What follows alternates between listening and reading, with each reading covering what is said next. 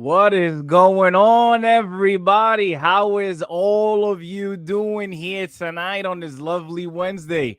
Welcome to a brand new off-season episode of course, 27 Outs. I am Ivan, as always, alongside Stefan. We are here yet again tonight, folks. As you guys know, we were here just a couple of days ago. We brought to you heartbreaking, I think is the correct term to use, news when it comes to Brandon Nimmo, and how Mets fans felt about that. However, the reigning American League champions have actually made a move themselves. And that is why Stefan and I are here tonight with a brand new edition of the show. Stefan, you got a different looking background over there. Tell us about that. And then, feel free to kick this thing off.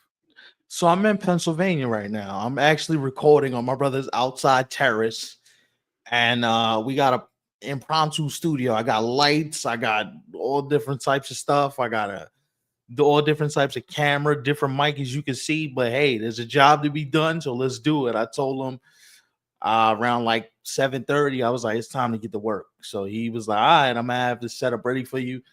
It's quick story time. Everybody was at the dinner table and I'm typing away. Now, Ivan, you know the look. When I get the look of like if something's going down, I start typing really fast and stuff. You know what I mean? So I'm typing fast and I'm getting to it.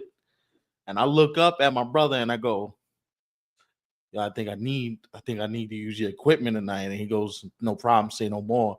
And that's why I'm out here right now. But I'm not surprised the amount of money. I'm not surprised the amount of years. I am surprised who spent the money and who gave the years. Because while Toronto is a very good baseball team, as we can see, like they just came from the World Series, they have a bunch of talent. You have guys under contract, your superstar players under contract. They have pitching. I like your Savage. I like what they're starting to build in Toronto, but I'm going to tell you this. One, I'm surprised Dylan Cease took the deal this early in free agency, which leads me to believe, what was his market really like? Did anybody come close to these numbers? Did the Mets come close? Did the Astros come close? Who came closest to this? Because if everything plays out as we know it should, for Toronto to be the last team standing, that's a good feather in their cap. And we've been saying Toronto's going to start to become a destination because they just got to the World Series. They just pushed the defending champions to 7 games. Toronto's now going to become a destination for players that really want to see what it's like to play north of the border. And if you're going to be consistently well run and you're going to be playing for championships or in contention every year, it doesn't seem like a bad place to be. Yeah. I'm not all that surprised at the fact that he did land with the Blue Jays. And that's considering the fact that the Blue Jays are a team that is willing to spend some money, right? We're talking about 210 over the course of 7 years for those who don't know. Um, but what did surprise me is, typically as we get closer to when a deal such as the one that we're talking about here tonight finally happens, you tend to hear a couple of things. Maybe this team is interested. Maybe that team is interested. The surprising part for me is I didn't even know who was Dylan Cease speaking to. So this is why you have me, right? Because this is when I get on the phone and I start texting folks and we start annoying some folks on the day before Thanksgiving because that's just what we do. To my understanding, the Astros were the only team that was left. It was Houston and Toronto. And to my knowledge, Toronto got closest to what he was looking for, and he went to Toronto. Which leads me to believe, like the Mets, were you even far down the road? Did you talk to his agent? The Red Sox, did you talk to his agent? Did somebody call and say, is Dylan, like, would he like to come to Boston? That's what now listen, I know there's still, other details that haven't been publicized just yet. But for the most part, what really matters is the Blue Jays, they got a guy now to put alongside. We're talking about Trey Savage, as you mentioned, right? We saw a short sample of what he could be back when the Blue Jays called him up in September, and then I don't even know what you call what he did in October, considering his age, because that's something that you read out of a book or straight out of a movie. Kudos to him, but imagine you having that now over the course of a full season. You put that alongside Kevin Gossman. I mean, Jose Barrios, whenever he returns, listen, Shane Bieber. Now, I know, just maybe 2 months ago, we were just talking about, what is Shane Bieber going to look like? Can he really step up for the Blue Jays, especially with them going as far as they did? And he looked like the same old Shane Bieber to me. So, listen, I know a lot of rotations tend to only have 2 to 3 guys deep, but that 1 through 5, it ain't that bad. Listen, you're talking about Gausman, you're Savage, right? Gausman, you're Savage. Now you're talking about Cease. And we don't even know what the rest of that back half is going to look like. You just mentioned Bieber.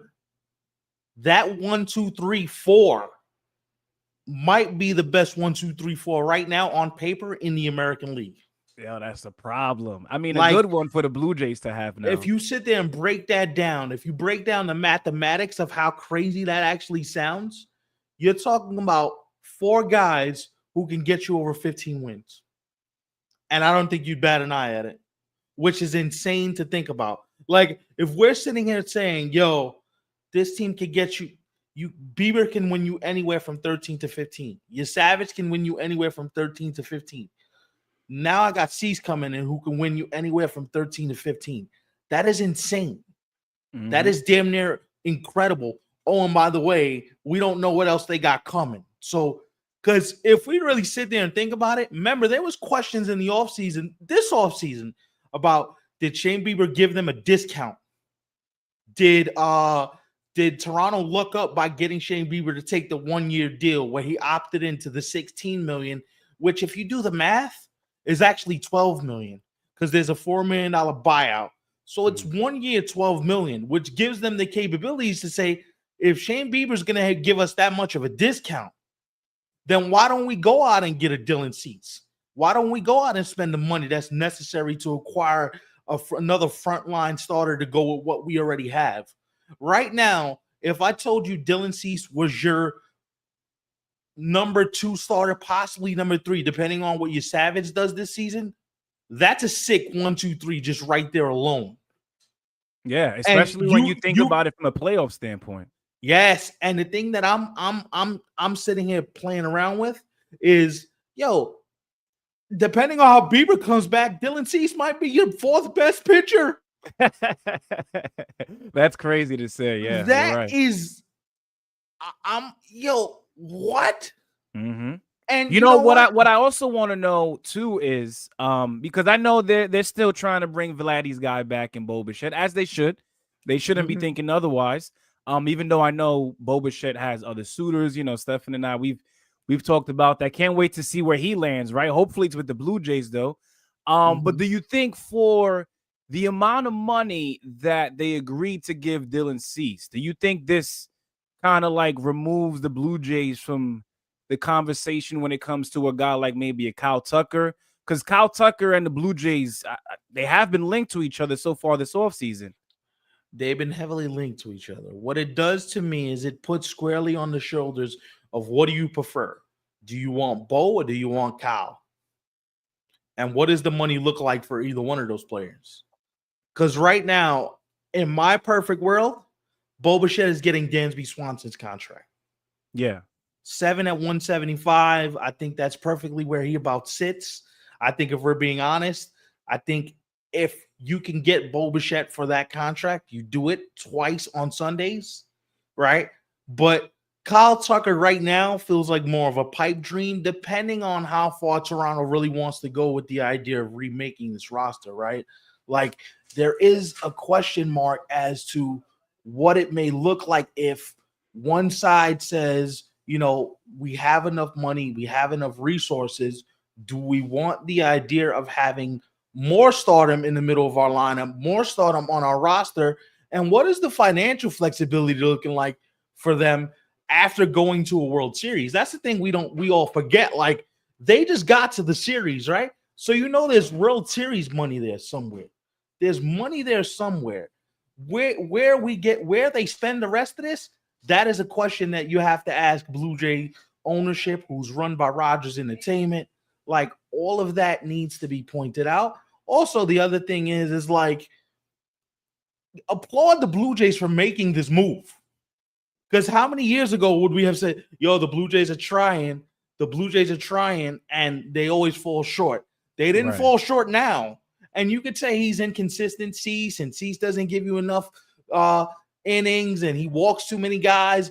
But if you look at the stuff that's under the hood, as people like to say, his strikeout to walk is still unbelievably consistent. His stuff is still unbelievably consistent.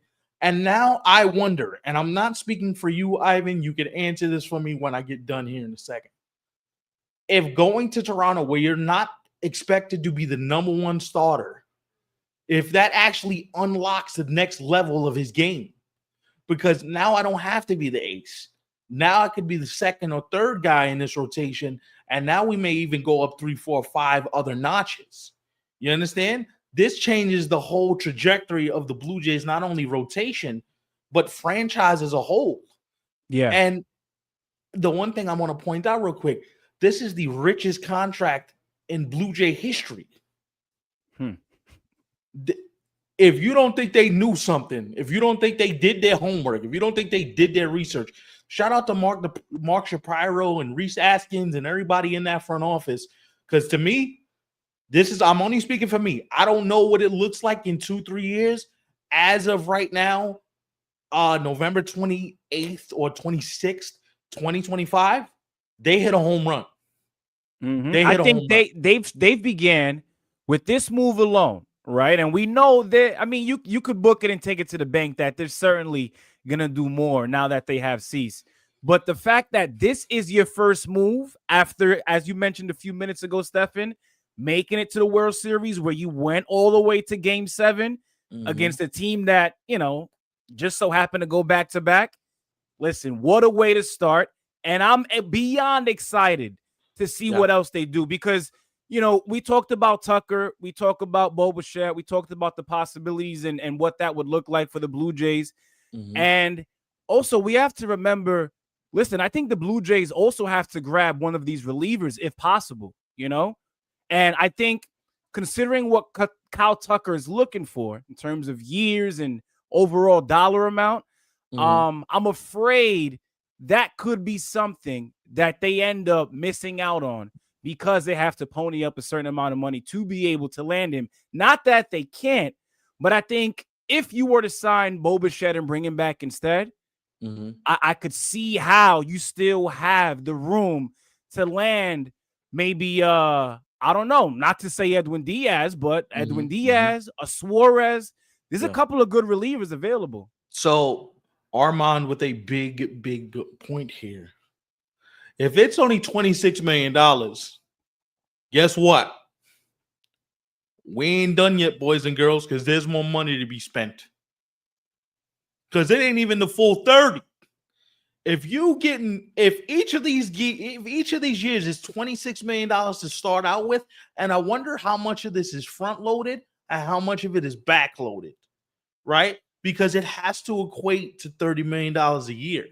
So I wonder if in the 7 years he probably gave back about $28 million in deferred money, which in today's standards is not nothing compared to what Shohei signed for and Soto signed for, and you know what I mean? Yeah. That $28 million, you might as well they find that in the sofa cushions nowadays. Right. Now, to answer your question, TD, 4 through 7, they're going to regret it. We agree on that. 4 through 7, this contract is going to look remarkably different as it does right now. I'll say this. Oh, Mitch Brennan, by the way, he covers the Blue Jays for The Athletic, does a great job. Right now, I will say this for the record. I don't necessarily think that Bo Bichette is getting $270 million. That's not gonna. I know you post that here, TD, but It doesn't seem like 270 million is feasible for Bo Bichette.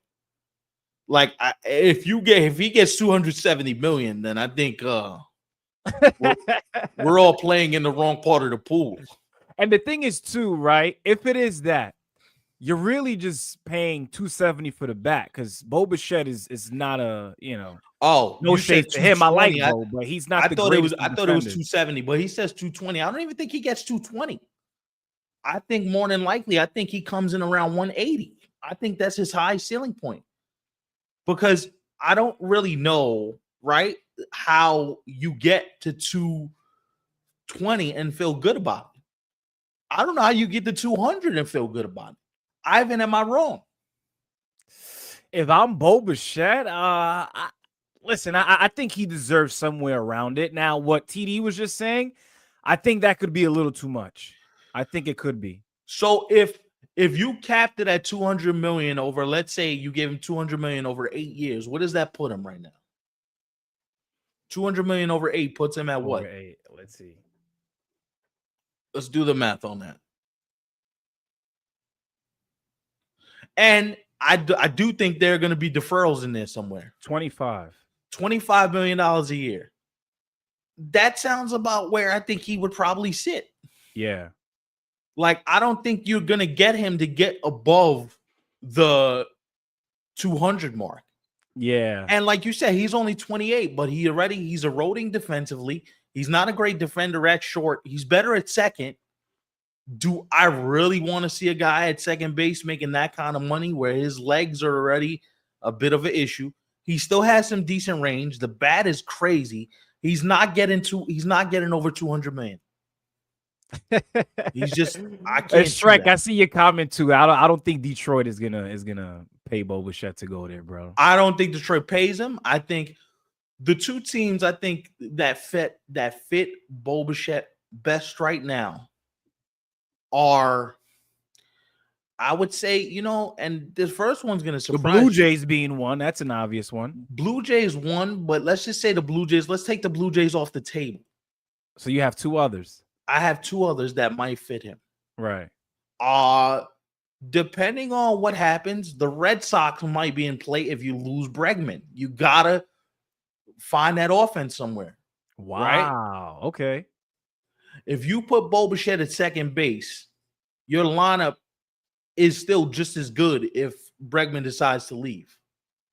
I mean, listen, no shade to any Red Sox fans. I know, TD, you're here with us, but if I'm Bo Bichette, I think I might want to stay up north because they just made it to the World Series. So why go to another team in the same division, Because the money I hear you. But the money might be a little better in Boston. Because what I can say for sure, the Giants are another fit for Bo. I was even going to mention the Giants as the second fit. The Giants are interesting to me because Willy Adames, Bo Bichette up the middle, that's not bad. That's not a bad up the middle if you can make it happen. That's not that right there. I'd be like, okay, I can understand why you did it. And believe it or not, here we go, boys and girls. Guess who I'm not going to rule out? The Dodgers. Can't forget about the Dodgers, right? So there's 3 teams really for Bo, but my primary 2 would be Boston and San Francisco. Okay. But Toronto is in a very good place. That rotation looks just ungodly filthy if everything's healthy. Fingers, toes, and every other body part crossed. God, that looks disgusting. Listen, I'm gonna go ahead and say this right now. I could be, getting ahead of myself, and who knows, maybe a few months into next season, I might say, you know what, Dan, well, I was wrong in the offseason when I said this about the Toronto Blue Jays. But I think if the Toronto Blue Jays can play this offseason as they should, I think the Blue Jays might make it back to the World Series, bro. I would not be surprised because, again, going back to how they are beginning things with Dylan Cease being their first move, I'm excited to see them make it back again, literally. I'm fired up because what you realize is, look, at least they're not resting on their laurels and they're trying to make something happen. And they're not saying, well, we got to the series last year, so that's good enough. They're not doing that. They're trying to go double down on the strength, get better. make the team better, and try to get themselves in a position where if we didn't win the championship now, maybe with these next few moves, maybe we could get over the hill. Maybe we get over the top of the mountain. And also, you got to understand this too. They're run by a corporation. They're not run by a regular owner. Yeah, there's going to be salary ramifications of how much you can spend, but Rogers Corporation runs the Blue Jays, not an actual owner with payroll limitations. They're run by Rogers Corp, right? Which means they can spend money out the yin yang if they want to. Right. They really could. So just for this, because I'm at a different setup, if there's a comment that catches your eye, Ivan, please feel free to share it, because this setup is a little different for me. So I see the comments, but I don't catch them as quickly as I usually would. Yeah, Armand here, he made an interesting point. Where was it? Well, actually, no, you had already referenced that when you mentioned the Giants and him possibly playing second base up the middle. The Giants are interesting. The thing about it is the Red Sox had a nice little active day yesterday too with the Sonny Gray trade, right? So right, that was interesting. TD, thank you for bringing that up, Stefan. TD, we would like to hear from you. Yo, where your White Sox fan for life at, bro? They flip-flop, bro. One is here one day, the other's here, then they come back, then they both disappear. What happened? Y'all come together and break apart like Voltron, bro? Really? Wow. He says Red Sox fans are pissed about the Sonny Gray move. Why? See, I don't expect Sonny Gray to be a number 2. If you're expecting Sonny Gray to be a number 2, you have the wrong impression of what the deal was supposed to be. That might be the problem right there, because if you just look at Sonny Gray for what, he's 36 years old now. He's not bad. Gonna be 30. Sonny Gray, if you look at his strikeout to walk ratio, he was in the tops in the league. He doesn't walk anybody. His stuff is still nasty. If we're looking for Sonny Gray to be a number 2 starter, you got a problem. And you know what's funny? You say that because that's exactly what they were expecting. TD says. So you expected a number 2 starter on November 27th? Is that where, or 25th? Is that what we're saying? The offseason, they still got a lot more to go. Sonny Gray is a solid number 4 if you can get it to go that way. What I like a lot about this, dear, is the fact that I think this deepens their starting rotation now. It actually does, because you can move. Like if you're sitting here as a Red Sox fan, I'm sorry, and look, I'm not trying to call you out, TD. Just speaking to the Red Sox fan base. Period. If you're really sitting here hoping that you're gonna get the Sonny Gray of the A's, the Sonny Gray who pitched with the Twins, or heck, even like his first couple of years with the Cardinals, you're and crazy. The Reds and the Reds, he was good in Cincinnati. Yeah, not gonna happen, man. But if you could view it for what Stefan was just mentioning, I think it makes a lot of sense. And he's also not terrible, TD. I don't think he's that bad. Yeah, but you're saying it as if it's February 15th, TD. It's November 26th, 25th, or whatever the date is. And you know what? If you guys really want a number 2, they're out there. And there's more than one number 2 out there. There's Framber out there. Right. There's a couple guys out there. You can still Framber's out there, Ranger Suarez, Michael King. Like there's a few guys out also, there. Zach Gallen is another guy. Zach Gallen's out there. You can trade for a starter if you want. Joe Ryan's still available. He's a target. Go trade for a guy. Like, you can't sit here and say, oh, well, this is this. We're talking about this on November 25th. Thanksgiving is tomorrow, by the way. Happy Thanksgiving to everybody and their families. We're going to get that again before we leave here. But we can't act like the offseason's over just because they made one move you don't necessarily understand or agree with. If you look at Sonny Gray's numbers and you look at his expected earned run average, his expected earned run average was supposed to be 339. So his actual earned run average was worse because the Cardinals defense was horrible behind him. Yeah. Nolan was aging at third. They like Mason when it's short, but Brendan Donovan, there's questions about whether he can play second base full time. First base is a bit of an issue.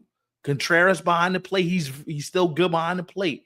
Outfield, they got some questions. So like his earn run app, like you can't be upset at something when you don't know the full picture yet.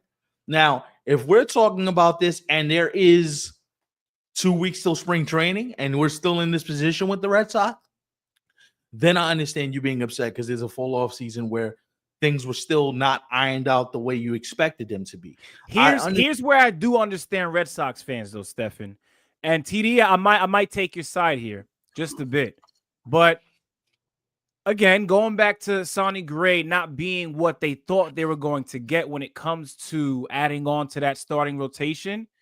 Mm-hmm. But what if Red Sox fans are disappointed because they probably believe that ownership isn't going to do any more than that when it comes to now landing Sonny Gray, because they have to focus on, are we going to be able to bring back Alex Bregman, or could we possibly bring in a guy like Pete Alonso to play first base for us? That's a good question. So we understand he's not a number two. We're not sitting here deflecting saying he's going to be your number two starter. Listen, Brian Bayo's still in your rotation, right? Like, let's not forget, like, you Brian got Bayo, Lucas Giolito. No, Lucas Giolito is no longer there, I believe. Yeah? I believe he's done with them. But okay, the kid you called up that everybody was excited for at the end of the year, there was 2 kids that came up and said, all right, we might right the ship for you. The kid Early, who knows what Early is? Right. Who knows what the rest of that rotation looks like behind Sonny Gray? Like, so it was true. That's what they're worried about. They think that they're not going to do anything more when it comes to the pitching. Here's my thing. Then that's a problem for Red Sox ownership to have to answer to, because I'll tell you this. If I'm the Red Sox right now, if Joe Ryan is available, if Sandy Alcantara is available, one of those guys have to be wearing a Red Sox uniform by the time we get to Fort Myers in February. It sounds like the fans just might want a Joe Ryan. I think so, man. They want something that, listen, they're not asking for another Garrett Crochet, but it sounds like they would like to put something alongside Crochet. So, TD, you just answered your own question. To me, Early has number one stuff. You just answered your own question. Let's give the guy a full season before we decide to cast aspersions about what is and what won't work. We don't know what will and what won't work. You don't know if by the time we get to Fort Myers, there's they found another pitch or he found a different way to do some things. These guys work out in the offseason for a reason. Like, they're not just sitting here just playing with their, they're not twiddling their thumbs. So, like, I can't co-sign the sky is falling method. Listen, as a fan, you guys are entitled to feel how it is that you guys feel, right? But as an outsider looking in, TD, and listen, one thing that you know about Stefan and I is that we're going to be honest on the show, right? But on the outside looking in, Sonny Gray to the Red Sox is not all that bad, bro. Seriously. Why are you making it seem like it's the end of the world? That's what I'm saying. So, like, I'm of the opinion that fans are reactionary. Mm-hmm. And that's why the word fan is short for fanatic. Because fans are reactionary. They react to what their front office is or isn't doing. Like, we see Met fans in the TikTok the comments, leaving comments, throwing shots at each other, throwing shots at the chat. And I'm like, yo, you do know it's November still, right? Like, the calendar ain't even flipped to December yet. And here's the fun part. The winter meetings are going to be a doozy of a winter meetings this year. We are going to get some more crazy fireworks when the winter meetings come to Orlando this year. Do you think every day of the winter meetings this year is going to be jumping? I do. Yeah. I think I'll give you an example. I think this winter meetings is going to be very reminiscent to 2017. What happened in 2017? Giancarlo Stanton gets traded to the Yankees at 4:00 Tuesday morning. I believe that offseason there were a couple major crazy trades that this winter meetings is going to be a doozy of a winter meeting. Like, this is Alex Rodriguez at the Palladium in Dallas level nuts we're about to see this weekend in a couple of days in Florida. It is going to be insane. And the reason why you know that is look at how active it's been, and it's November, the middle of November, right? It's November 26th as of today. So by the time we get to Orlando in the middle of December 7th through 10th, you might see us every day during those winter meetings because there might be crazy news coming out every day. Right. You literally might see us back to back to back days. And that's not no exaggeration. That is a real fact. You might even see us again later this week. Who knows what happens Friday, Saturday, Sunday. So I'll tell you what I'm saying. All right. A name to watch in the next 72 hours is Freddie Peralta. Because as I was coming down here to Pennsylvania, a little birdie told me, hey, Freddie Peralta is likely to be traded. So I heard the Orioles are in the mix. I heard Cincinnati's in the mix. That sounds interesting to me. Okay. What package can they put together? And do you do an in-division trade? The Astros are in the mix. Yeah, Freddie Peralta with the Astros would be pretty good. So who knows? You might see this setup again by the time I leave here Sunday night. Right? So like it's baseball is in a very fluid, busy place. And the reason why I'm telling you guys to just chill, calm down, hang out, is because there's going to be more stuff that we hear from all these. The Red Sox are not done by any means. No, I don't. The Red Sox are not done. The Blue Jays, I don't think the Blue Jays are done. I don't think that situation's all the way resolved. And listen, Kyle Tucker still might end up in Toronto. He very well might. Because look at what they're building. Why would you not want to go there? And yes, it's a big city. Yes, you're playing for a country, but it's not like the stresses of playing for a Boston, a New York, a Philadelphia, a Chicago. You still get the big time feel because you're playing for a country, right? But you don't get the big time pressures. And maybe Kyle Tucker, that's what he's looking for. Now, I haven't spoken to anybody, but we don't know what he's looking for. Listen, I know we're clearly here talking about the Blue Jays here tonight. We just spent some time talking about the Red Sox. But boy, really think about that American League East next season. I mean, we're talking about 3 teams right now in the Blue Jays, the Red Sox, and the Yankees. You mentioned the Orioles looking to land a starter as well. You know, they're trying to get involved on certain things. But just those top 3 alone, I mean, kind of crazy how they're all trying to do something that's really, really big. You know, it's going to be interesting to see the 3 of them go at it next season. All right, so that's an interesting caveat because I expect 2 trades to happen in the next 10 days. Does anybody want to play the guessing game? Does anybody want to guess what I think the 2 trades are in the next week? Ivan, you got any guesses? A trade. I would say one being what can I say Freddie Peralta or no? Freddie, you can say Freddie. Okay, I'll say Freddie. Other than Freddie, who else can I see being traded over the next, you said what, 10 days? Yeah. I'll say Freddie, and you know what? This one, it makes sense because he has said that he's okay with leaving now. I'll go ahead and say Byron Buxton. Okay, I don't disagree with that. I kind of like that. That was random. I just threw that in there. No, it's not random because I think the Twins at least think about it, but I don't know if he gets moved in 10 days. Right.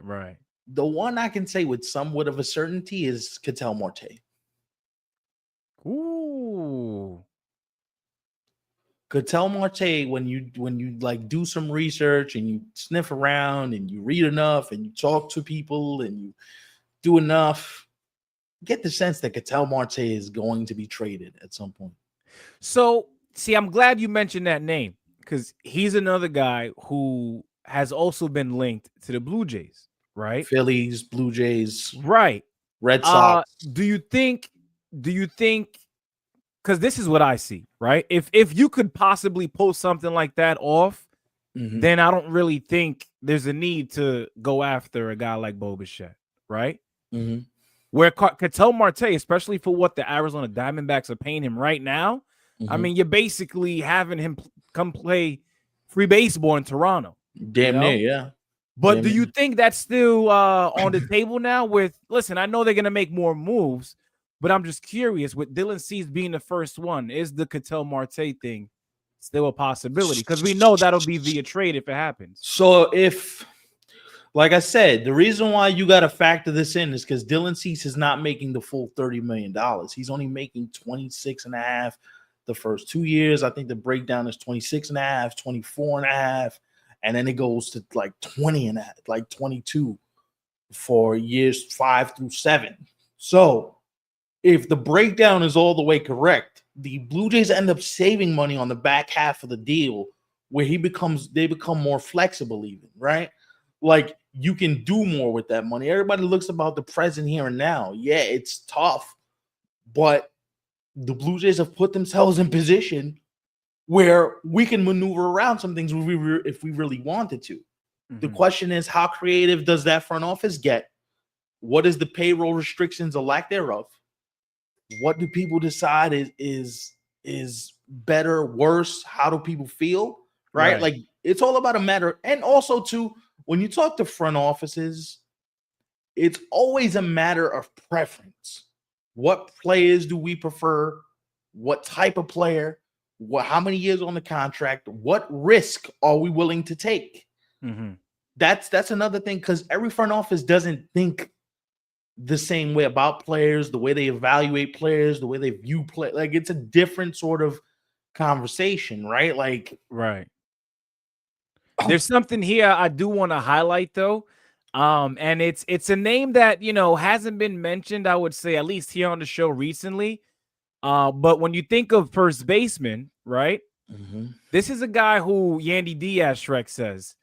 I wonder if that's something that the Rays are still looking to pull off, That wouldn't be bad. That wouldn't be bad, actually. I'm not just talking about Diaz going to the Mets specifically, but just the idea of Yandy Diaz playing first base for another team. Yeah, but if you're the Mets, right? I think Yandy kind of presents the same problems Pete Alonso does. Right. He's not a great good defensively. He's not a great defender. So if you sat here and said, if we're going to yell about run for venture not to bring Pete Alonso back, you can't tell me a 1 year of Yandy Diaz, who was even older than Pete Alonso is, I believe, right? How old is Yandy Diaz? Let's see. Like 34 years old. Actually, no, he's going to be 30. Let me see. 35? Well, he's 34 right now. He's 34 right now. Yeah, he'll be 35 by next season. And he got 1 year left, correct? I don't know what he has left. I mean, the way the Rays have been like, because they just picked up his option, I believe. Yeah. Right. Let's see.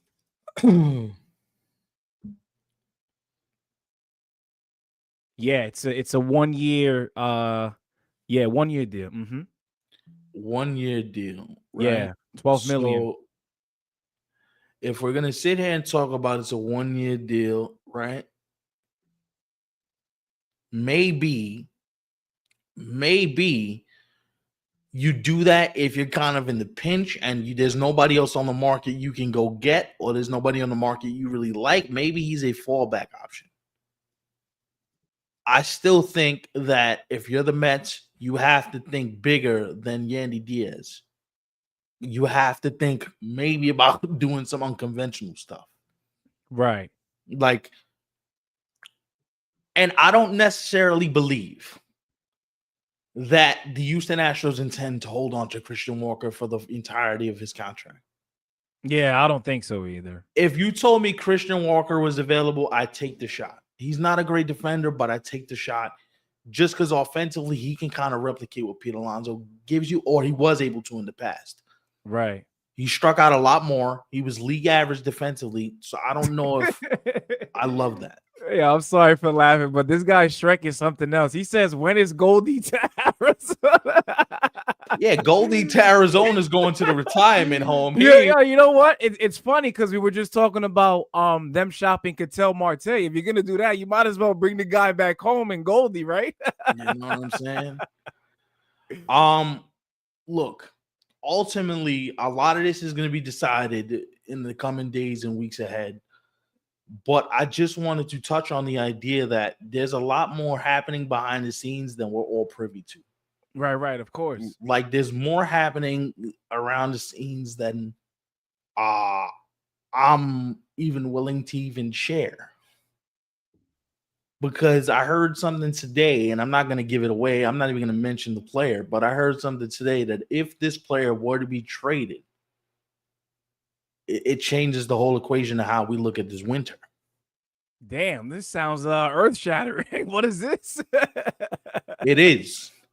Are we gonna feel like the earth shake a bit when it goes down? That's what it sounds like. Yeah, you might feel the tectonic plates actually move. Because I didn't know this player was available until like yesterday. Wow.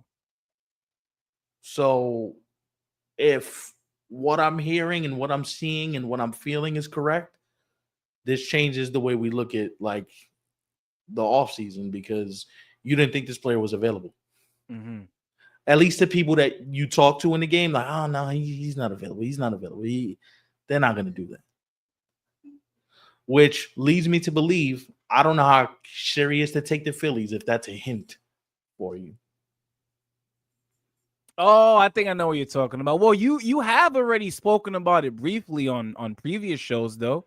Well, right? I don't. Well, this feels like it can actually happen now, so I'm going to be Yeah. very careful with. Because here's the other thing I'm going to say is, it feels like JT Realmuto is going to move on. TD, well, how would you feel if JT Realmuto was your catcher for the next 3 seasons? I don't know. It seems like not just TD, but Red Sox fans in general seem to have a thing against older guys, man. They're pretty pissed off about the Sonny Gray news. I also think JT Realmuto is listen, while he is getting up there in age, I still think what he brings behind the plate is quality stuff, you know? Yeah, so TD says he loves it. Guess what? I love it too. I even give you the figures of the deal. JT Realmuto signs somewhere, either with Philly or with his new team. He gets anywhere between 3 years, between $45 and $60 million. But I think he's on the lower end.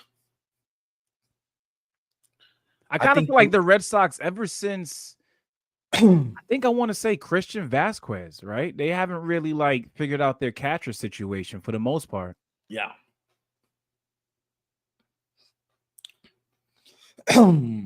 And like that's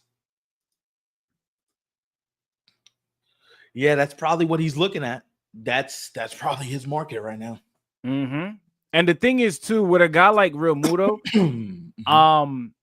I know people look at offense. You know, that's what casuals love to talk about or see. Nah, that guy behind the plate is a magician. Right. I was gonna give him credit for. I think any team that he's going to if it's not the Phillies, right? But even Phillies included, I think he's gonna be able to bring like a side out of a lot of your starters that maybe you haven't seen yet. Which is why I kind of like JT in Boston, because if you bring him to Boston, then then I can start to see why you're letting a couple young kids come up. Now I can see why you're letting the Bale get in there, you're letting the early in there, because JT's gonna massage this. Yeah. All right, man. Don't worry. I'm gonna get you to the 5th. I'm gonna get you to the 6th. Just follow my lead and let's go to work. You understand? So that's why that's important. Look, the Red Sox are far from a finished product. Everybody we spoke about is far from a finished product. Speaking of a finished product, short show tonight because it's a holiday. So this show is a finished product because I'm done. I'm gonna go sip on this tea. This was fun. happy Thanksgiving, guys. Like, have a safe one with you and your family members out there. Don't drink and drive. Eat a lot. Don't drink and For drive, but sure. eat a lot. Happy Thanksgiving Eve. Is that a real thing? I mean, I've never said it myself to anybody, but I you mean, can it say is that to now each other? because you brought it is now because you put it out there. But listen, short show. Oh, by the way, for you guys who have made it this far, make sure you like the video. A lot of you guys like to watch and run off without liking the video. Listen, we're watching you guys, so make sure you leave that thumbs up. Also, listen, if you know anybody that loves baseball, please share this channel with them. We're on the road to 250. We're at 244 right now. So if you'd be so kind to share the link, if you're so inclined, share it with somebody that loves baseball. Let us know that you shared the channel. And on the next episode, you get a private shout out. So do us a favor. If you're watching, if you made it this far, and you know somebody that loves the game just as much as us, if not more, which I don't think is possible, tell them about the channel. Tell them where to follow us. Ivan, if you could just throw our socials up there before we leave. It's all the same. So please follow us. You already know the drill. All right. You have a wonderful Thanksgiving. And we are out of here. So peace, y'all.